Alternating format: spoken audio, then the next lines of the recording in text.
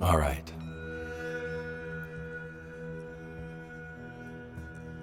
So after I recorded what I recorded last night, welcoming my friends and any other listeners who tune into this,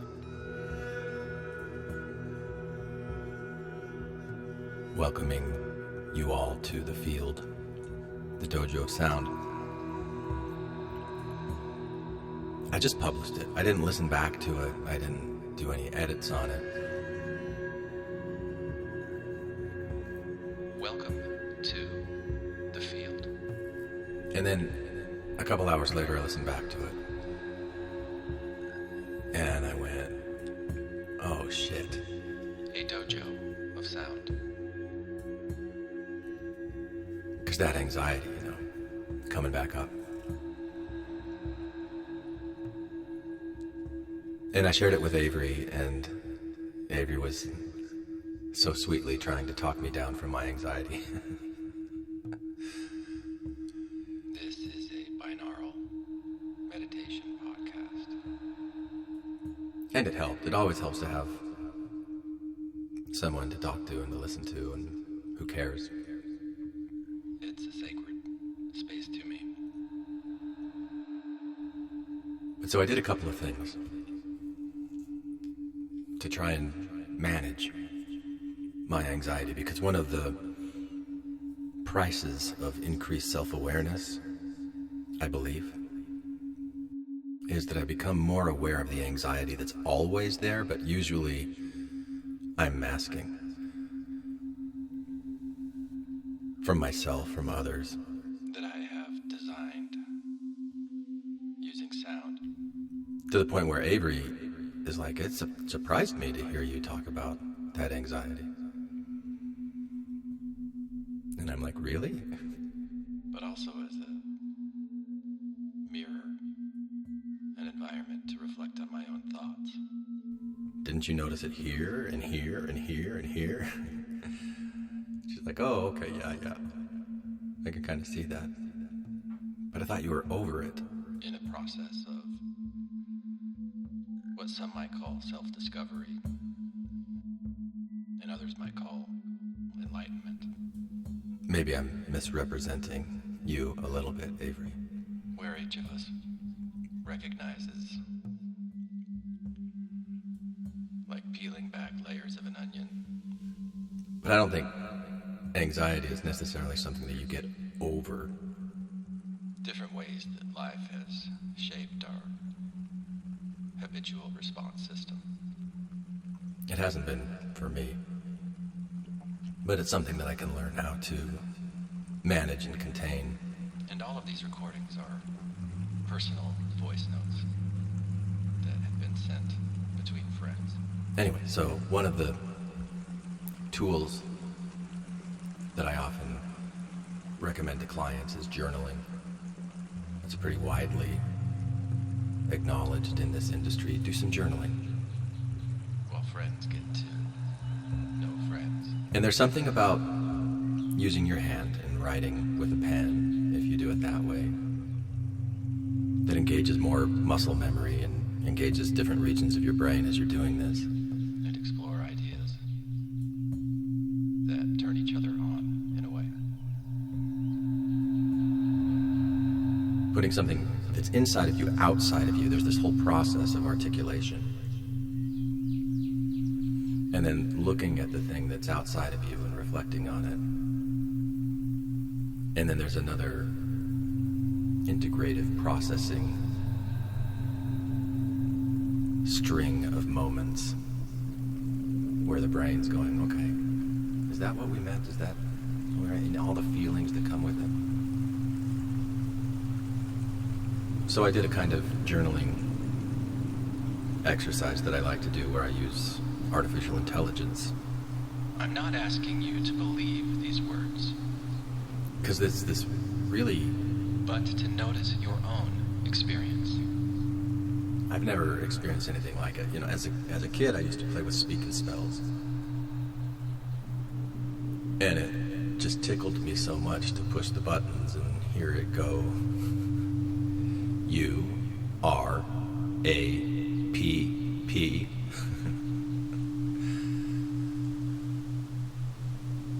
And artificial intelligence is a lot more sophisticated than those speaking spells.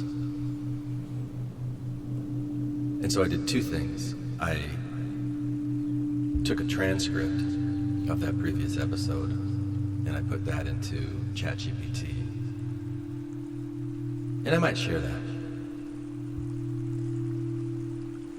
And it gave me this nice reflection back. And then I'm like, well, how do I know that this isn't just a tautology where you're just reflecting back to me what I said? Can you ground this in some real world science and philosophy?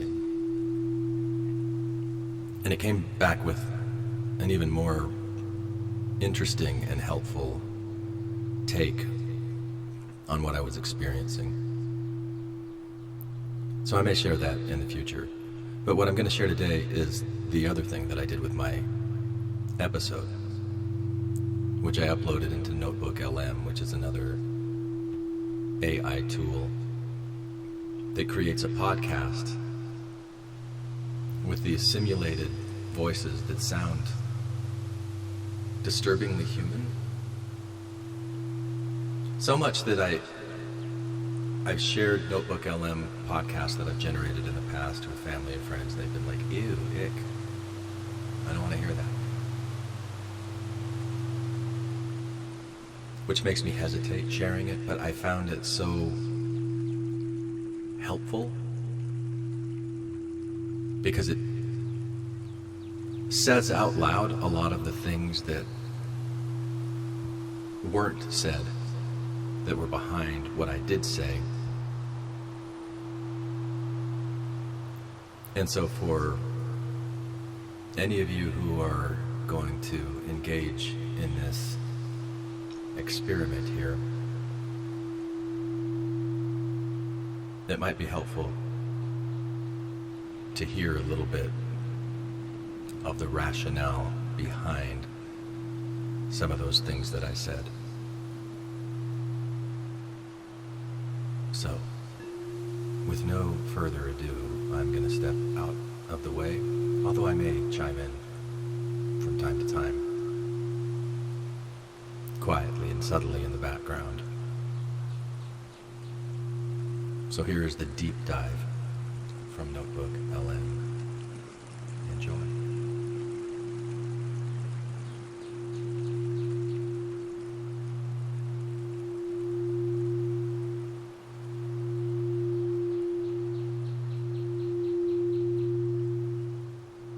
Have you ever had that that really specific, almost out-of-body experience where you were getting ready to say something super important and you just map out every single word in your head? Oh yeah, like over and over again. Right. You rehearse the inflection. You anticipate all the dramatic pauses. You practically have a script running on a teleprompter right behind your eyes.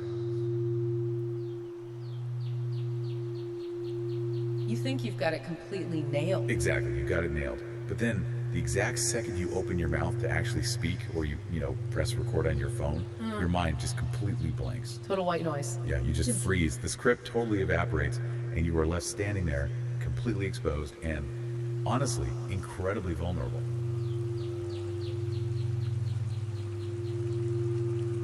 It's a terrifying feeling, but it's so universal. And it is exactly the moment of pure, unscripted vulnerability where our source material for today's deep dive begins. It really is the perfect starting point, because it strips away all the artifice right off the bat. Mm-hmm. The creator doesn't present us with this polished, perfect piece of audio. The creator, they said. That made me feel a little weird. Kind of like that Ed Harris character in The Truman Show. All right. I guess I'm the creator.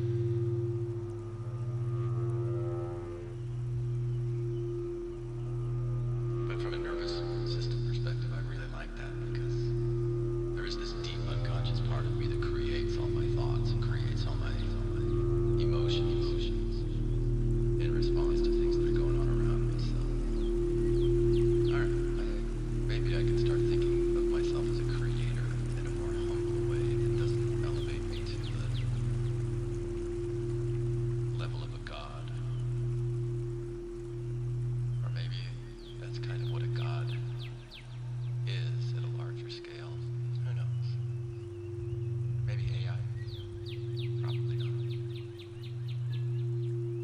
He basically presents us with his own failure to perform. There's medication for that. Which takes so much guts. So welcome to the Deep Dive. Today, you and I, and when I say you, I mean the listeners sitting right there with us, are unpacking a remarkably intimate audio file.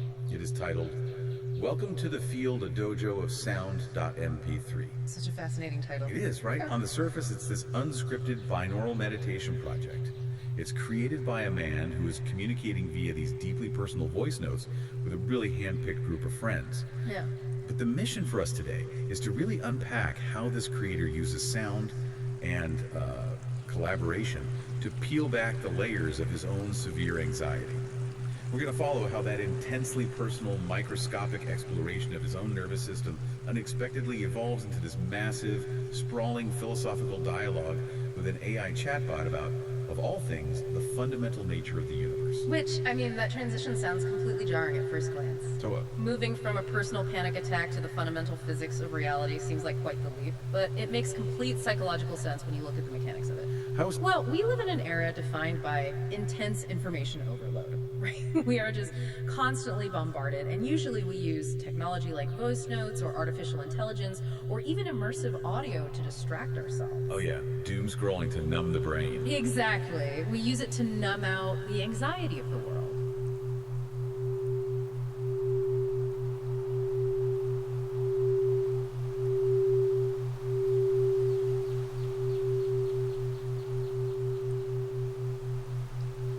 And now might be a good time to acknowledge the intentional pauses that I put in between the dialogue.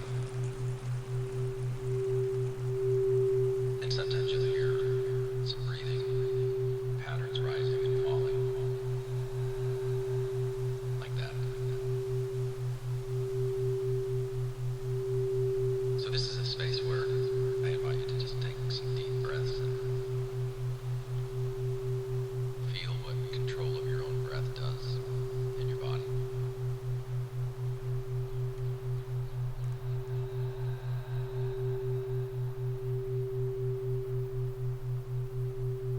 Because one of the things that's really important to me about these spaces that I create with binaural audio is the relative silence, where the binaural beats can put my brain in a theta state,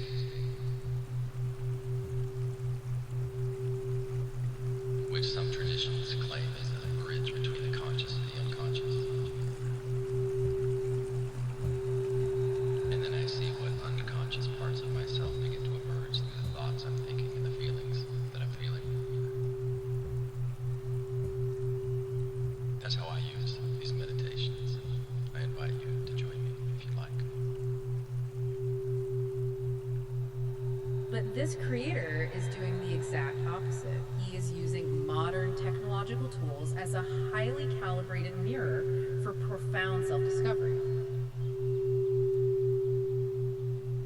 He's looking directly into the machinery of his own mind. I love that. A mirror for self-discovery. Right. Let's really unpack this freeze response, because the audio file literally starts with him admitting it. He says he'd been rehearsing for like 10 or 15 minutes about exactly how he wanted to start this recording for his project.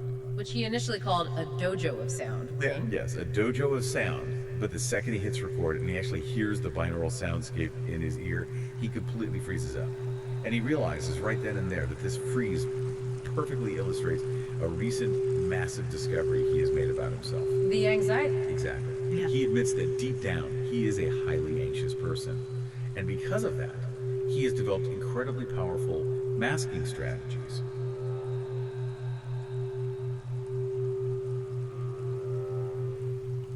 I want to ask you, what is actually happening in the brain when that happens? Like, why do we rehearse something perfectly and then just short circuit? So we have to look at the neurobiology of the threat response here. When he sits down to record, his conscious mind, the prefrontal cortex, which is the part that handles logic and planning, that part is running the show. Right, the part writing the script. Exactly, but the moment he hits record, a different part of the brain entirely takes over, the amygdala. The lizard brain. Right, our brain's threat detection center. It suddenly perceives a danger.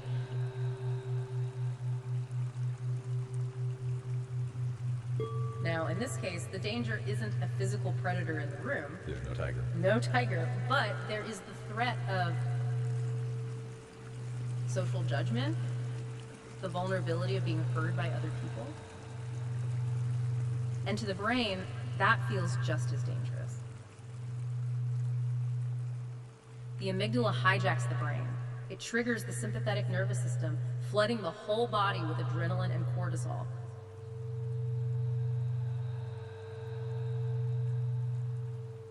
This is your classic fight, flight, or freeze response. And the blood literally rushes away from the prefrontal cortex, which is exactly why his mind goes blank. The script literally evaporates because the brain region holding onto it just got powered down to deal with a perceived survival threat. That makes so much sense. It feels like a software crash when it happens to you, Yeah. but it's actually a hardware override. That's a great way to put it. And the concept of the mask comes in right after this freeze. He describes his psychological defenses as a habitual response system, which I find fascinating. It is. And he explicitly lists the specific nervous system states he is actively trying to learn how to identify in his own body. He mentions fear, anxiety, and worry, which, those are pretty obvious. Right. But then he also includes irritation, annoyance, frustration, arrogance, judgment, condescension, and defensiveness. That is such a crucial list. Right.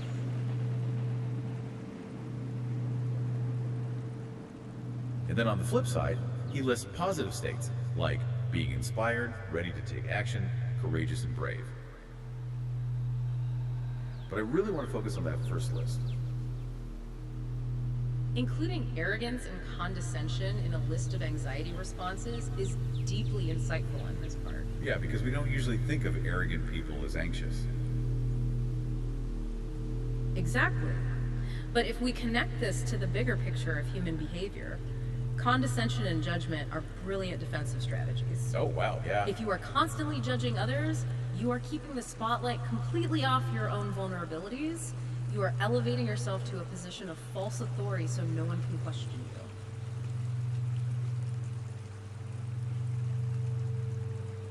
You're playing offense, so you don't have to play defense. Spot on. The creator is recognizing that all of these states, even the aggressive ones, are part of a habitual response system designed to keep him safe from that amygdala hijack we just talked about. He actually gives an everyday example of his prime masking strategy in the audio. He talks about when someone senses something is off with him and they ask the simple question, "What's wrong?" Oh, and his reflexive automatic response is always, "Oh, nothing. I'm okay." Yeah. He says he has learned how really good he is at doing that. Deflecting, masking, just completely shutting down the inquiry before it can even breach the perimeter. It makes me think of an analogy, actually. This habitual response system, this masking, it feels a whole lot like muscle memory in sports or when you were driving a car on complete autopilot. Oh, absolutely. You know when you drive home from work and you pull into the driveway and you realize you don't actually remember the last 4 miles? Highway hypnosis.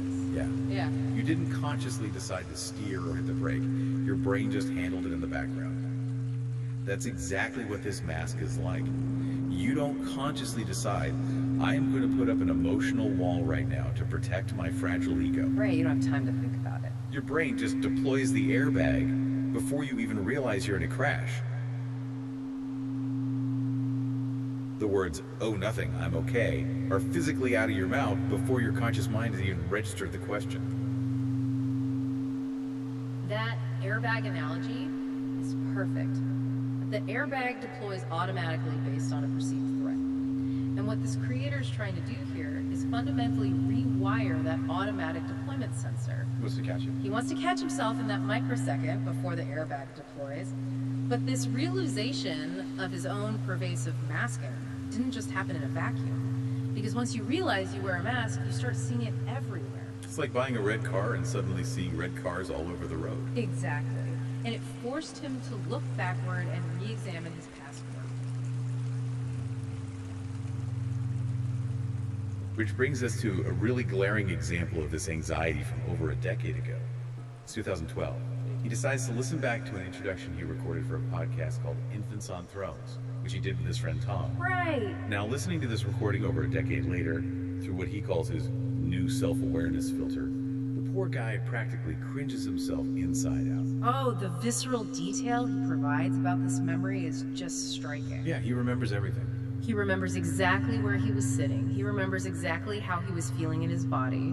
He was actively trying to, in his own words, reel it in. Reel it in? Yeah, he was telling his co-hosts on the recording, come on guys, don't make it sound like we're so special. He was actively trying to diminish the group's excitement. I'm excited about this one. I think we're going to be able to have a lot of fun and be able to insert some more of our creativity and kind of have some fresh content here that we'll be able to do things a little bit different from how we've been doing them before. That sounds good. I don't know how fresh it's going to be. I think for people who have listened to us before, they're going to think it's the same. Because he was terrified. He admits that deep down, he had this intense anxiety about who might hear it. He was thinking, John's going to hear this. This is going to get back to this person. The invisible audience. Yes.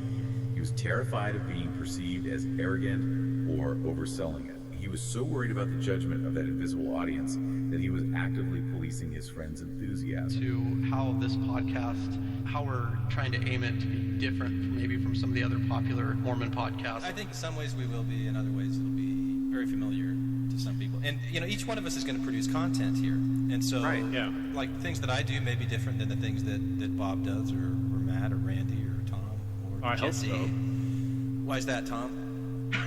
I hope that my stuff's going to be different than yours. You don't want it to be the same? No, because I don't want, we're going to lose listeners when they listen to your stuff, and then I have to gain them back when they listen to my stuff.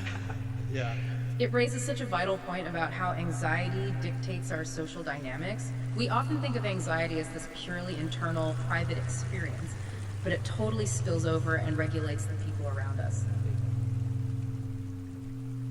He was managing their emotions to protect himself. Precisely. He was posturing, he was putting on a mask of detached, grounded humility, that don't oversell it, that's me vibe. But the root of that humility wasn't actual modesty. It was fear.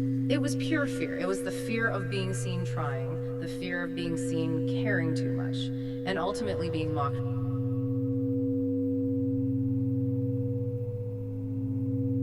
And if you look at evolutionary psychology, it tells us that being ostracized from the tribe was literally a death sentence for early humans. Right. If you get kicked out of the cave, you starve. Exactly. So that ancient fear of the outgroup rejecting us, it manifests today as a fear of being cringe on a podcast. That is so true. But the absolute most telling detail of this whole 2012 memory, I think, is the secret overdub. Oh, yes. He admits that at the very end of that 2012 recording, he snuck into the editing software and did a solo overdub, just him alone. And he made this heartfelt plea to the listeners asking for topic submissions. Mm-hmm. The only thing I want to add is just maybe an open invitation to anybody who has topics that they want to explore.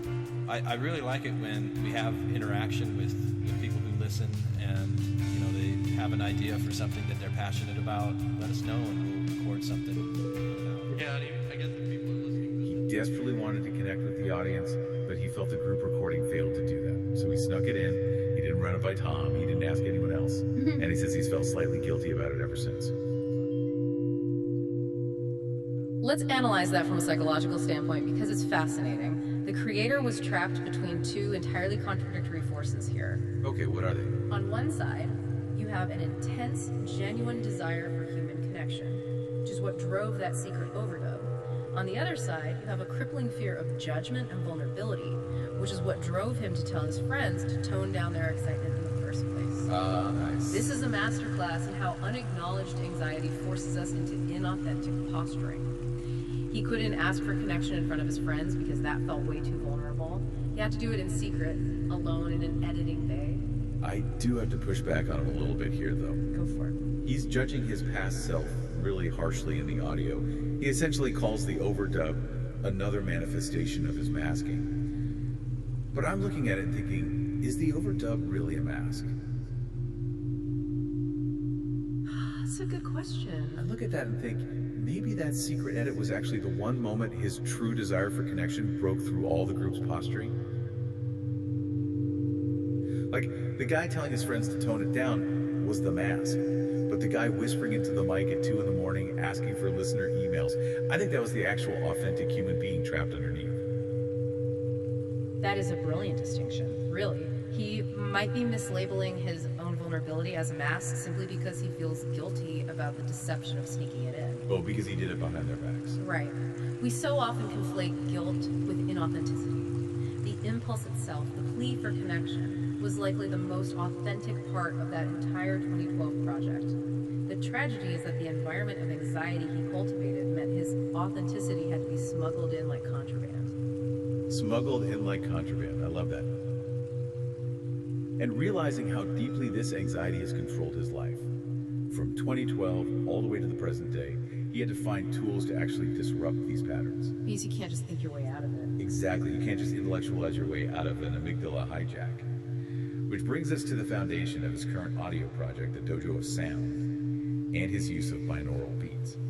I want to spend some real time here because he talks about moving into the blue zone, but what is a binaural beat actually doing to the physical brain?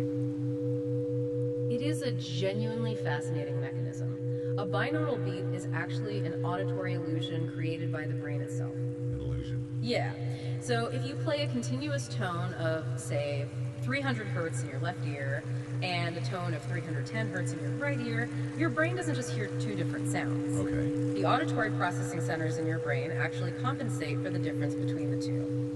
Your brain creates a third phantom tone, a beat, that pulses at exactly 10 hertz, which is the mathematical difference between the two frequencies.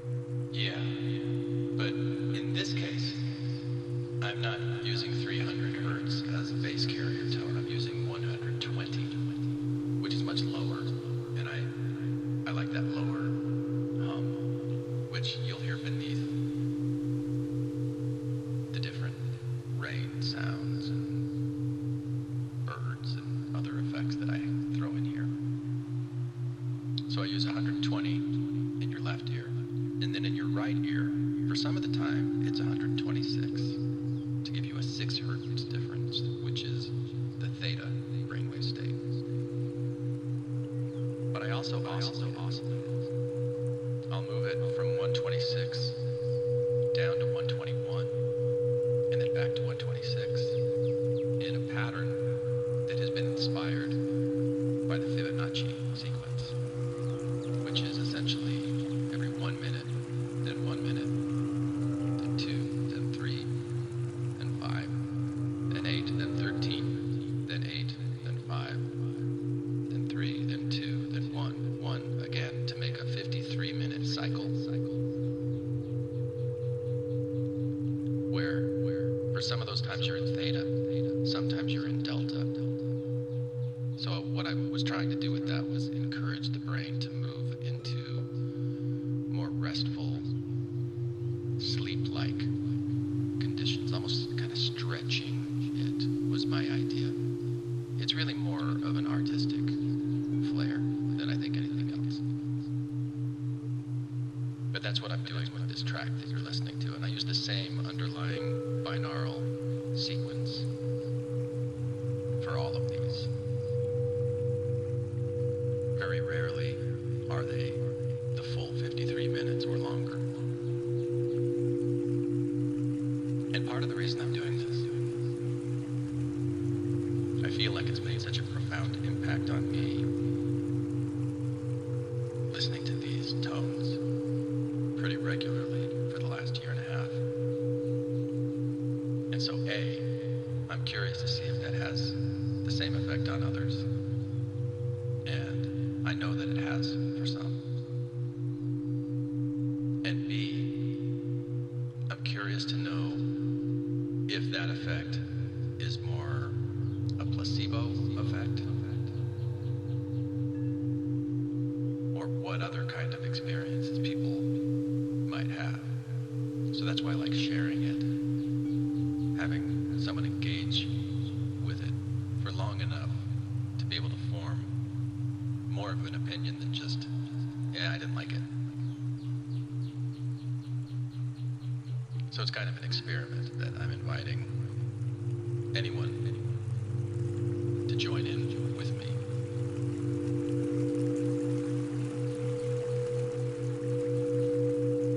And participate in whatever way feels best for you. Even if that's, yeah, I just don't like it.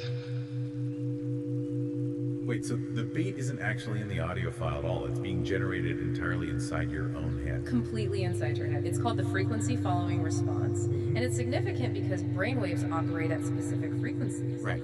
A 10 hertz frequency corresponds to the alpha brainwave state, which is associated with relaxed, lucid, calm alertness. Now, if you drop the difference to, say, 5 hertz, you enter the theta state, which is associated with deep meditation and light sleep. That is wild. It is. And again, what I'm cycling you through is a range of 6 hertz down to 1 hertz. So that theta brainwave state of twilight between wake and asleep. And then the delta brainwave state of sleep. So if you find yourself falling asleep as you listen to these, maybe that means that it's working. And you're welcome. Because sleep is one of the best things that we can do to bring rest and repair at a cellular level to our body. By listening to these specific auditory illusions, you can literally entrain your brain to slow down its electrical activity. He actually gives us a real-time example of his coping mechanism in the source text using this exact science. He says that when he feels his anxiety ramp up, he literally talks himself through it aloud. He goes, okay, yeah, my anxiety just really ramped up. Let's talk through it. The nervous system is in a state of anxiety right now. Let's move into the blue zone of calm and peace. Notice the phrasing he uses there. It's very specific. Yeah, the nervous system is in a state of anxiety. Right. He doesn't say, I am an anxious disaster. He completely separates his core identity from the physiological response. He uncouples them. Exactly. He recognizes that the sympathetic nervous system is just firing. And by leaning into that binaural environment, he is actively trying to stimulate the parasympathetic nervous system, which is the rest and digest mode. The brake pedal. Yes. He is engaging the vagus nerve to tell his heart rate to slow down. And it happens through acceptance of what's going on inside, doing something he loves, and resting in that peaceful auditory illusion. He connects this perfectly to his childhood, too. He remembers being a little kid and channeling all his anxious energy into making costumes for a backyard play that he and his friends had written. I love that image. It's so sweet. He would hand out these little homemade tickets to the neighborhood kids so they can come watch. And he calls this self-medicating through action. Yes. He was taking all that buzzing nervous energy and channeling it into a playful state so he felt better inside. He views this new podcast, this binaural project, as the exact same mechanism. He is literally just an adult playing in a sandbox with his friends. Because anxiety is essentially trapped, undirected energy, right? Yeah. It is your body preparing for a tiger that isn't there. So by building a structure, whether it's a backyard play with tickets and costumes, or an intricate audio project with binaural beats and voice notes, he is giving that energy a container. He is transmuting physiological fear into psychological play. It makes you wonder, doesn't it? For the listener, I want you to think about this. What is your adult version of making costumes for the neighborhood play? That's a great question to ask yourself.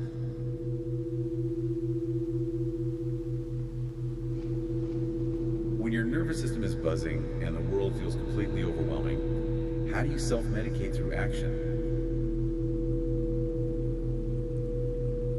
Are you the person who starts baking incredibly complex sourdough loaves at 2 in the morning? Or the person aggressively organizing the garage. Yes.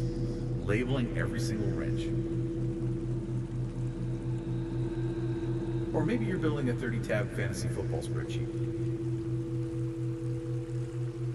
It is all the exact same mechanism. It's the human attempt to find agency in a moment of perceived helplessness. But a sandbox is empty without playmates. Very true. If the goal is to test his new self-awareness, doing it alone in a room isn't enough. He has to introduce the unpredictable variable of other human beings. He has to populate this dojo of sound with specific voices from his life to see if his new coping mechanisms actually hold up under the pressure of real social interaction. That brings us to the web of collaborators. This project isn't a traditional interview show at all. It is built entirely on personal voice notes sent back and forth between friends. It's asynchronous. Exactly, like sending a voice memo instead of a text message. This format itself feels incredibly intentional. It gives him the space to process what the other person is saying, notice his own nervous system response, and then calm down before he replies. It removes the immediate pressure of a live conversation. Right, there's no pressure to perform on the spot. The asynchronous nature is a buffer, is a controlled environment for emotional exposure. And the selection of these friends is highly deliberate. Each relationship represents a very different facet of his psychological journey. Let's look at how he weaves these individuals in. It starts with Avery, a friend from high school. They shared this specific moment in 8th grade English class where a teacher called Christianity a myth. That is a foundational bond right there. Yeah, a moment of shared realization. A moment where the cultural paradigm kind of shifted for both of them simultaneously. Avery's involvement deepens when the creator takes a dream Avery had and turns it into a binaural meditation. From there, the circle widens. He brings in someone he refers to as Moon Lady. Now, this dynamic is intense. They recently reconnected virtually after what he calls a long, intimate series of encounters. And they've never actually met in person, right? I never met in person. But here is where his new self-awareness filter really kicks into high gear. Looking back at their past correspondence, he clearly sees his own toxic behavioral patterns. He openly admits to a pattern of bringing people in close and then pushing them away. This is textbook avoidant attachment behavior, and it's entirely driven by anxiety. How does that work? Well, you crave intimacy, so you bring someone close. But the moment they get too close, the vulnerability triggers the amygdala, the mask goes up, and you push them away to regain control of the emotional distance. It's that push-pull. Exactly. What is remarkable here is his immense bravery in revisiting this specific relationship. He is intentionally re-engaging with someone where he historically exhibited toxic, anxiety-driven behaviors, precisely to practice his new self-awareness in real time. He's testing himself. He is proving to himself that he can maintain the connection without triggering that push-pull reflex. It's like returning to the scene of the emotional crime, but this time holding a flashlight. Well said. Through Moon Lady, he is introduced to Derek. They've only had one exchange, but the creator notes they process things very similarly. The network just keeps expanding. There's Janine, who found the creator through a previous project focused on a nervous system reset. And finally, there is Tom, the very same Tom from the 2012 podcast recording that made him cringe so hard. Yeah, there's going to be podcasts that are going to probably have a lot of Mormonism flavor, and then there's going to be some podcasts that probably won't. That'll be more science-based or more philosophy-based, or in Glenn's case, a lot of egocentric-based. I mean, I don't know. It could all... Why do you do that to me, Tom? The creator specifically says he's bringing Tom into this new space if he can tolerate it. Every single person represents a completely different test of his nervous system. Old friends, intimate virtual connections, strangers, and the ghosts of his past posturing. I have to stop here, though, because there is a detail in his discussion of Avery that gave me major pause. Oh. What did you think, Avery, when you heard this part? Because they don't even know the half of it. When the creator's talking about turning Avery's dream into a meditation, he blatantly admits, "Of course I was testing you. I needed to see if you could tolerate this binaural environment." Yeah. He wanted to see how Avery reacted before fully collaborating. Or even moving from one couch to the other. He frames this as him just making sure the environment works for them both. But I'm looking at this and thinking, is this testing actually just another subtle manifestation of his defensive masking? Why, yes, I believe it is. That is interesting. Because he's still controlling the terms of the friendship, right? He's saying, you can come into my sandbox, but only if you prove you can handle my specific type of sand. Isn't that just a highly sophisticated way of keeping his emotional armor on? Emotional armor that I think I've described to you before, Avery, as like a shield that has these really razor sharp spikes on it. So I can use it to defend, I can use it to attack. And I'm seeing these defense mechanisms coming more clearer into my view that have always been there protecting my conscious awareness from this deep anxiety beneath me. And one image that I've used with you, and I've also shared this with Moon Lady, is it's like a briar patch. Like remember the story when we were kids of Briar Rabbit? I mean, sorry, I know that Disney did some horrible things with that, but I'm glad glad that I got that image. Because all the time Brer Rabbit's like, don't throw me in the briar patch. That's a punishment. That's horrible. It's all prickly. There's stickers. Don't throw me in there. But what they don't know is that he lives in the briar patch. He's really comfortable inside that prickly briar patch. It protects him from the outside world and this anxiety that my nervous system just creates in response to what's going on around me. I'm not doing it on purpose. And then this response to it, to try and keep it down, keep it at bay, keep myself in as much sense of safety as I can possibly create unconsciously. It's kind of like a way of poking my head out of the briar patch to say hi, and then maybe receding back in. You're not worthy, or something like that. But I found this portion of the discussion really interesting.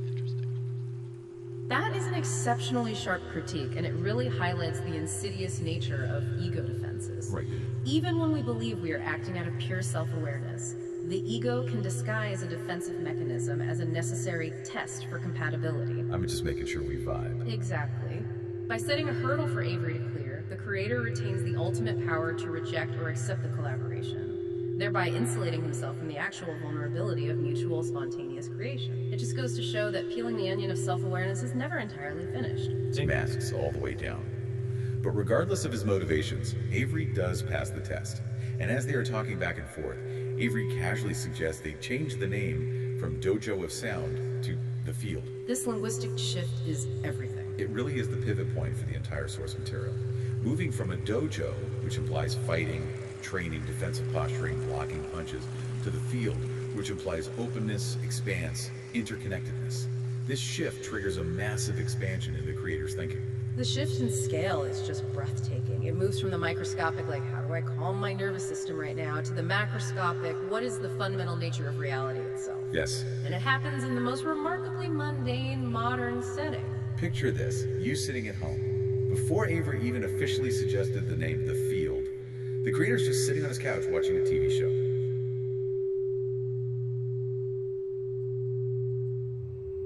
Suddenly, a spontaneous, incredibly deep thought hits him.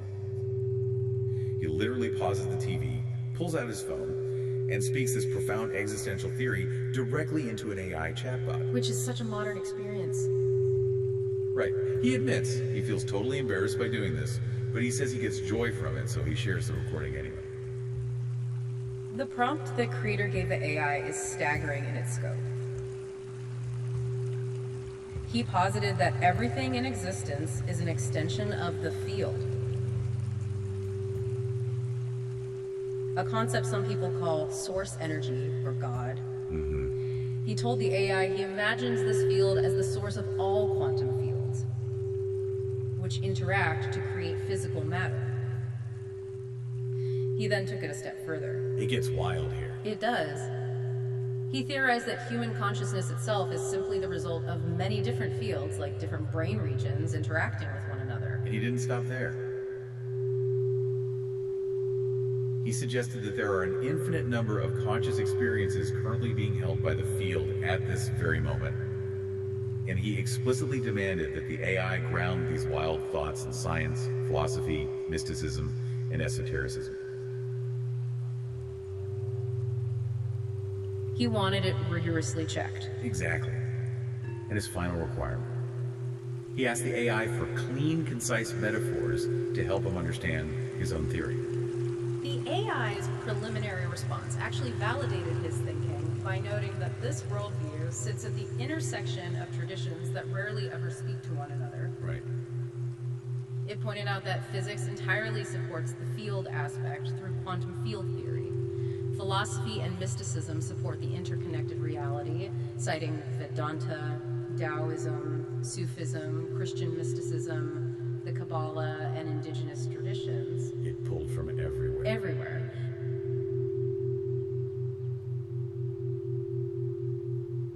And neuroscience aligns with his thought that consciousness emerges from specialized systems interacting, rather than existing in one single center of the brain.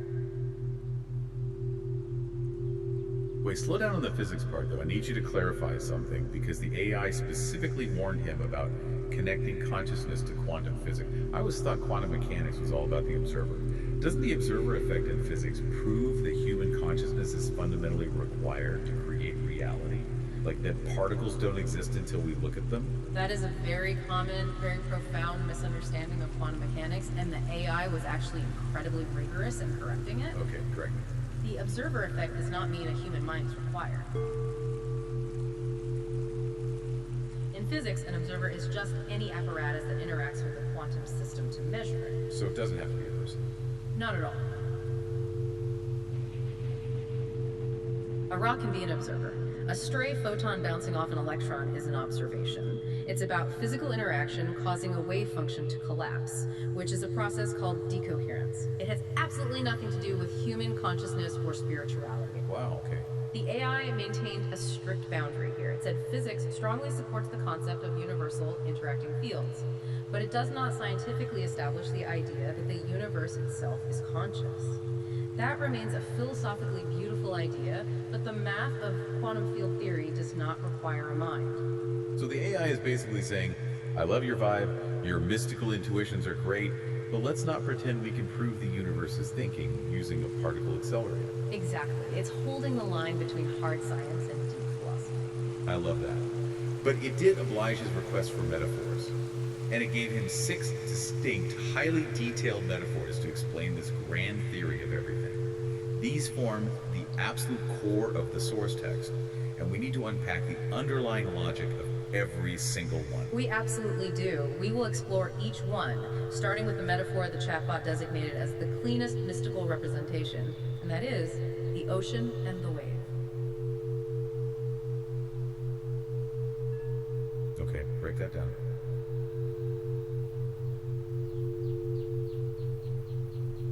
In this framework, the underlying field of reality is the ocean, and you, the individual human being, are a wave. So you look at a wave crashing on the beach, and it looks like an independent thing. It has a clear beginning where it swells up and an end where it crashes. It moves through the world as if it has its own separate identity. Right. This metaphor is the central pillar of Vedanta, an ancient Indian philosophical tradition, specifically the concept of Abheda, which translates to non-duality. Non-duality meaning not two things. Exactly, one thing. The core insight is that at no point was the wave ever anything other than the ocean. It is made entirely of ocean water. It is simply the ocean behaving in a specific way for a brief period of time. That's beautiful. When the wave inevitably disappears upon the shore, nothing of substance is actually lost. All that is lost is a temporary pattern. The water remains. If we connect this back to the creator's severe anxiety, this philosophy is a really potent antidote. Oh, so? Well, fear of death, or the fear of social judgment, requires a belief that the wave is the most important thing. This metaphor dissolves the ego back into the ocean. That makes so much sense. If I'm just water, I don't need to worry about the shape of the wave. Let's move to the second metaphor, the symphony. In this one, the field is the orchestra, and individual beings are the melodies. How does this explain human consciousness? This metaphor directly addresses what neuroscientists call the binding problem. The binding problem. Yeah. Your brain is processing visual data in the occipital lobe, auditory data in the temporal lobe, and emotional responses in the amygdala. Right, it's all spread out. Exactly. So how do all these separate, disparate physical processes bind together to create one unified feeling of you sitting in a room listening to a deep dive? That is a crazy question when you really think about it. It is. The symphony metaphor explains that consciousness is not a physical thing, hiding inside a specific brain region. It's not the trumpet, and it's not the violin. Exactly. Consciousness is an emergent property. A melody feels distinct and recognizable, right? You can hum it. Yet, the melody only exists because countless individual instruments are playing together in perfect coordination. Oh, wow. Consciousness emerges strictly from the relationships among the neurons, just as a melody emerges from the relationships among the notes. If the relationships cease, the music vanishes, even if the instruments are still sitting right there on the stage. So your mind isn't a physical object in your skull. It's the music your cells are playing together. That is wild. It's a huge paradigm shift. Which brings us to the third metaphor, the whirlpool. The AI notes this metaphor aligns closely with modern neuroscience and the process philosophy of Alfred North Whitehead.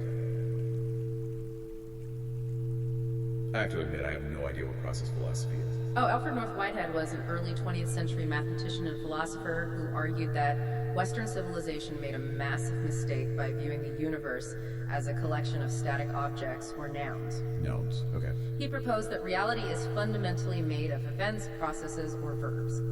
A whirlpool is the perfect illustration of this. You can point at a whirlpool in a river, you can name it, you can say, watch out for that whirlpool.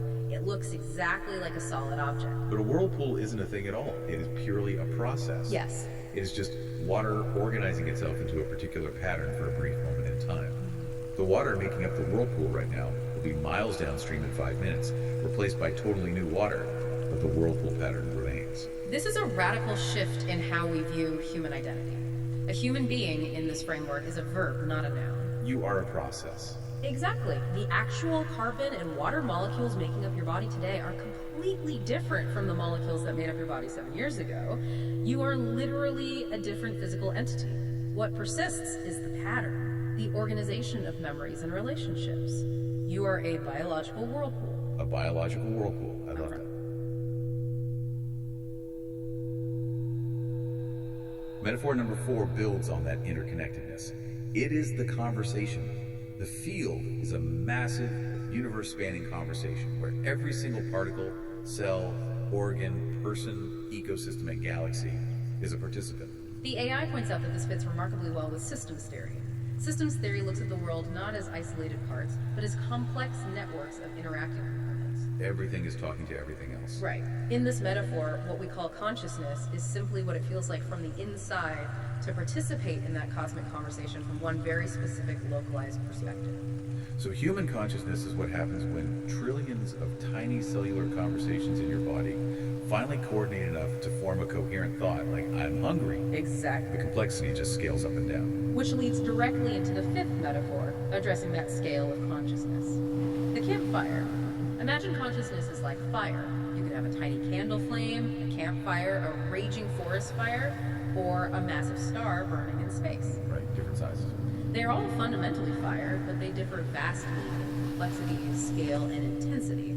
The AI notes this is close to modern panpsychism. What does that actually mean? Do panpsychists believe that a rock is secretly thinking about its day? No, and that is a crucial distinction to make.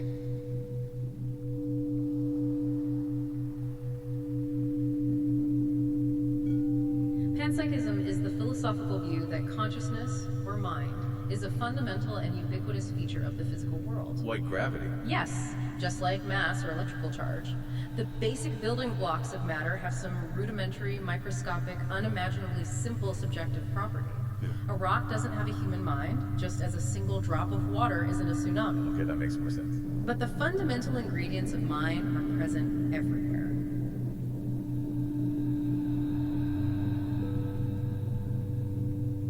Campfire metaphor suggests that human consciousness isn't a magical phenomenon that suddenly appeared out of dead matter.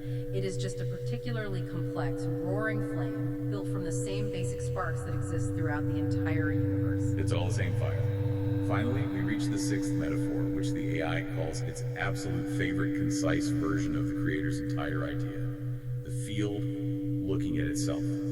The universe is the field experiencing its own existence from countless points of view. This echoes that famous quote often attributed to Carl Sagan, that we are a way for the cosmos to know itself. It ties the anthropic principle, the idea that the universe's physical laws must be compatible with the conscious life that observes it, into a poetic, deeply personal framework.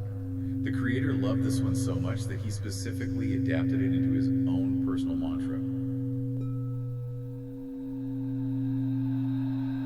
He told the AI and his listeners, I am the field, looking at itself through cleanse-shaped eyes. Such a great line. It really captures the mystical intuition flawlessly while remaining philosophically grounded. But, we must bring this soaring cosmology back down to Earth, back to the messy, anxious human being where we started. Right. I want to connect these 6 metaphors back to the creator's initial, crippling struggle with anxiety, the freeze response at the microphone. Think about the immense psychological burden of the mask we discussed in part 1. The anxiety of what will people think of me, or how do I look? It's exhausting. It is. That anxiety requires massive, rigid ego to sustain it. It requires you to believe that you are an incredibly important, isolated, permanent thing that needs constant defending from the judgment of others. But if you truly internalize the philosophy of these metaphors, if you really believe that you are just a whirlpool or a wave of completely temporary pattern of relationships, the heavy burden of the ego becomes instantly lighter. It dissolves. The anxiety dissolves when you view yourself not as a frightened, isolated individual, but as the universe simply having a localized experience of itself. There's nothing to defend, because the ocean cannot be injured by the wave crashing. A whirlpool cannot be embarrassed by the river. The philosophical realization provides the cognitive framework, while the binaural beats provide the physiological regulation. Together, they form a highly comprehensive system for dismantling the habitual response of anxiety. The transition back to the practical reality of the project is crucial here, because in the final segment of The Source, the creator clarifies his ultimate intention for sharing all of this complex theory. He explicitly tells the listener, I'm not asking you to believe any of these words. He recognizes the trap of dogmatism right there. He states that he uses symbols like the field simply because they help him visualize his own internal state and calm his nervous system down, but he actively tries not to get too attached to the symbols themselves. Which is smart. In a moment of striking, almost humorous self-awareness, he even acknowledges that this entire cosmological theorizing about the fundamental nature of the universe could just be another highly elaborate form of masking. I'm not having a panic attack about my podcast. I'm just contemplating the unified quantum field. Exactly. It's the ultimate intellectual bypass. If you intellectualize your feelings on a cosmic scale, you don't have to actually feel them in your chest. He catches himself in that exact loop, so he states the true goal clearly. This space, this audio project, is designed to give the listener a chance to watch their own thoughts. It is a tool for self-awareness. Not a textbook. Right. He views the podcast not as an authoritative broadcast of ultimate truth, but as an art form for reflection.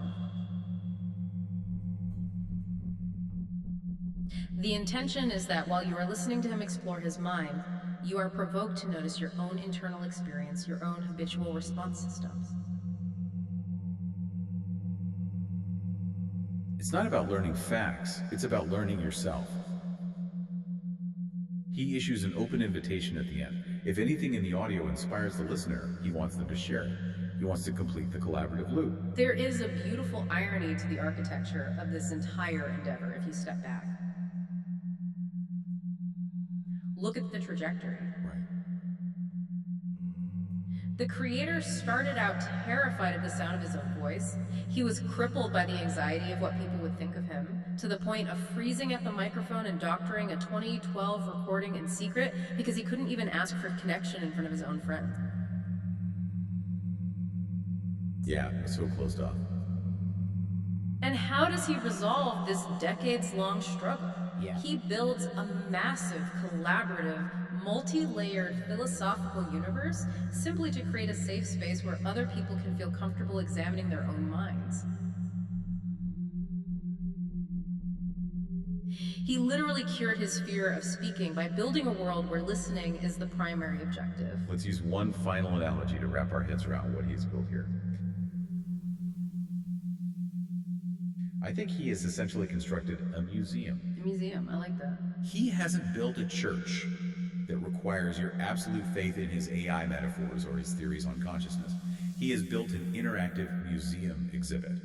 You walk in, you put on the headphones with the binaural beats, and you look at the exhibit's Avery's Dream, the push-pull dynamics with Moon Lady, the whirlpool metaphor, the neurobiology of the blue zone. You don't have to believe the art is objectively true, or that it perfectly explains the literal physics of the universe.